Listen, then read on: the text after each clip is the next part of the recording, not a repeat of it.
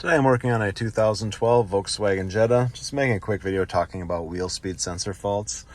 This doesn't always apply, and there's always exceptions to this, but what I've noticed is usually if you have a fault like this car does, the whole instrument cluster was lit up. It had all the traction control, ABS, tire pressure monitor on this particular car. It also had engine faults saying check ABS control module. When I go in here, I see wheel speed sensor fault, mechanical failure, intermittent.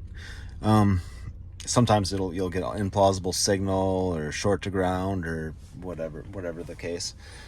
If you can't clear the fault, or if when you do clear the fault it returns immediately, it's more likely to be a sensor issue because there's no rotation. So if you had a problem with a tone ring that's sometimes built into the axle or the wheel bearing, the actual ring that picks up the signal from the sensor, the fault would usually clear, and then you would go to move, and then all of your faults would return after it sees movement, because it's saying there's a problem with the ring, not the sensor. So it's picking up a mechanical failure or a incorrect signal or something like that.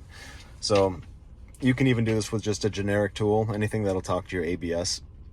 Something like this fault, even though it says mechanical failure, the fault will not clear. Car off, not sensing any movement at all. So what I'm going to do with this is verify the wiring to the sensor, and then if it all looks good, I'm going to replace the wheel speed sensor, and it'll take care of this problem.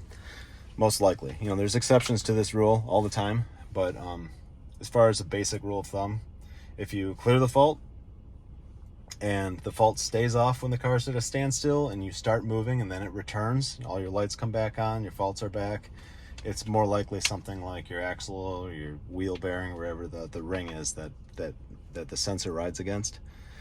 And if the fault just returns immediately, car at a standstill, it's ABS, it's either your wheel speed sensor, which is the best case scenario, that's the cheapest part usually, your harness, or your ABS control module itself. So that's just kind of a basic thing to kind of help steer you in the right direction. So thank you.